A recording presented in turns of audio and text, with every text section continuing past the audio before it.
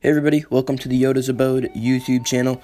Recently, I have been watching all of the Middle-earth films for the first time, and I can say I've really enjoyed them. I haven't seen The Lord of the Rings yet, but I have seen The Hobbit, which I thoroughly enjoyed. I've heard The Lord of the Rings is better, but I still thought this was a pretty good trilogy, and I saw that nobody's ranked the Lego Hobbit or the Lord of the Rings sets on YouTube, which is kind of surprising, but I'm going to be doing it today, so I'll be ranking all 14 Lego Hobbit sets, and if this video does well, I will make a video ranking all the Lord of the Rings sets after I watch the movies. So getting right into it here, we have the Dol Guldur Ambush set.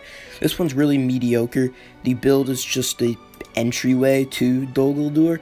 Sorry if I'm saying that wrong, by the way. There's nothing special about it. The figures are boring too. Baron is cool for a minifigure, but he gets hardly any screen time in the films and isn't that important.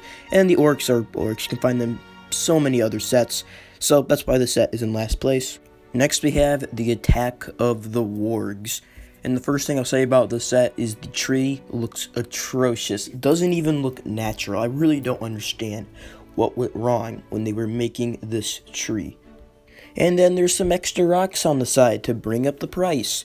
The minifigures are all exclusive in the set, which is cool, I guess, but that doesn't mean they're good. There's orcs. They're orcs. Who really cares? There's Yazneg, which is nothing special. I don't even remember him being in the movie, so he must not have had a big role, or I just can't remember him for some reason. And then there's two dwarfs, which this scene had all the dwarves, which is kind of surprising that you only see two here. You get Thorin, and then you get Bifur the dwarf, which if you really care about Bifur the dwarf, this is where you can get him. I didn't even know his name until I looked up the set. So this set, it's not very good. That's why it's in 13th place. At number 12, we have Riddles for the Ring. This set I think is fine. The only problem is there's nothing special here. The Goblin you can get in another Lord of the Rings set.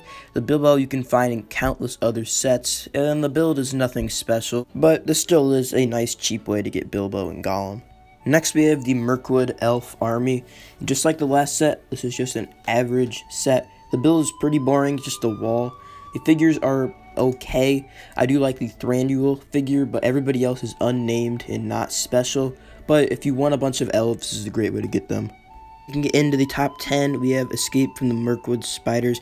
The figures are probably the best part about this set. You get Philly and Killy in a cheap set like this, which is great because they're some of the more important dwarfs of the trilogy. Then you get Tauriel and Legolas, which Legolas isn't special, but Tauriel is cool, I guess. And then the builds are mediocre. The spiders look pretty good, but the trees are just trees. At number 9, we have the Attack on Laketown, which I think is the weaker of the two Laketown sets.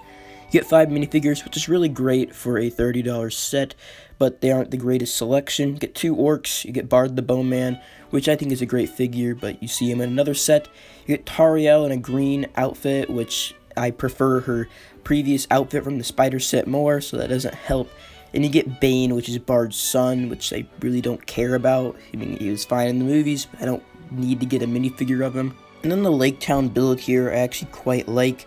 Once again, not as good as the other Laketown set, but it's still good, and I really like the use of the spring-loaded shooter here.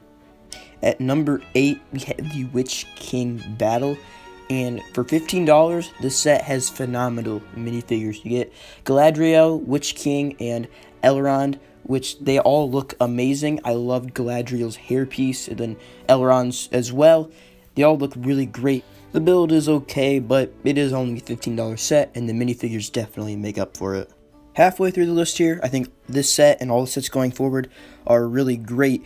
We have the Laketown Chase, and why I like this one more than the previous one is because there's 2 separate buildings. I think that works better for a place like Laketown, and I like the figures a lot more. We get another Bard the Bowman, which is fine. We get Thorin, Bilbo, and then the minifigures that I really like are the Master of Laketown and Laketown Guard. I know the Guard comes in a poly bag, but he's still great to see here, and the Master of Laketown looks amazing. I love his hair hat combo and all the detail on his torso and legs. Plus, this set comes with a really cool boat.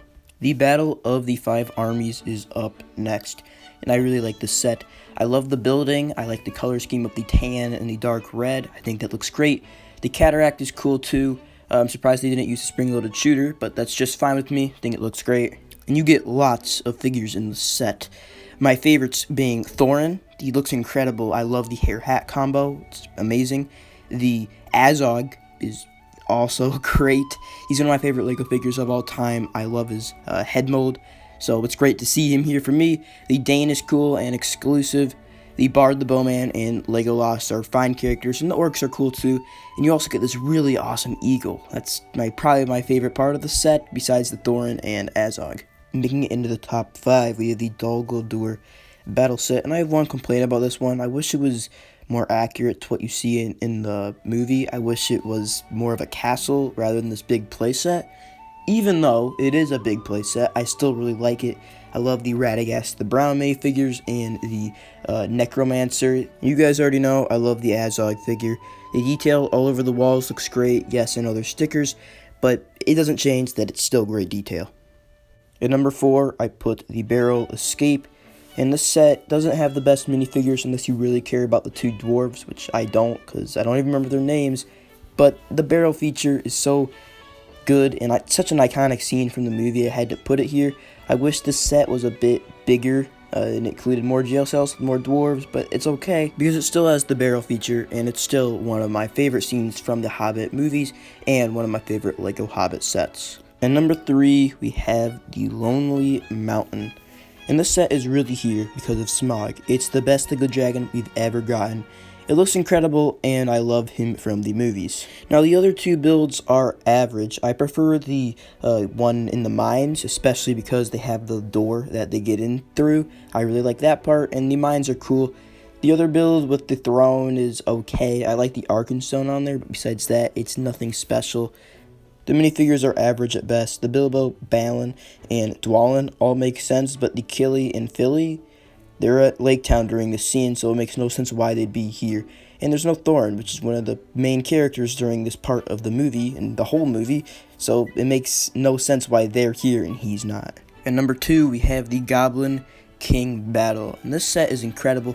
There's so many fun play features here, and the minifigures are great. You get 3 exclusive dwarves, which I don't really care about because these are the more forgettable ones, but you also get 3 exclusive goblins and the Goblin King, which the Goblin King is one of my favorite big figures of all time. I think this is one of the best play sets we ever had because it has so much detail that it looks great on display, but there's so much play features that you can also have a great time playing with it. That's why the set is at number 2.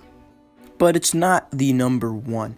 And the set at the number 1 spot is the Unexpected Gathering. I think people could see this one coming. It's lots of people's favorite, as it is mine. The interior looks great, but not as good as the exterior. It's the most iconic Hobbit location, or at least one of the most iconic Hobbit locations. They nailed the outside. They nailed the inside too. The minifigures are great. I love Bomber's piece that he uses to make him look fatter. I think that is amazing. He's probably one of my favorite dwarves for that reason. And I think LEGO should use that for more characters. Now, the other dwarfs are good. You get Gandalf, you get Bilbo. So, great set overall. And I actually own this one, which I'm very lucky to have. And that's my ranking of all 14 LEGO The Hobbit sets. I'd love to see your ranking in the comments below. And if you watched this point, thank you. And consider leaving a like and subscribing if you enjoyed. And turn on the notification bell so you never miss another video. And I will see you all in the next one. Goodbye.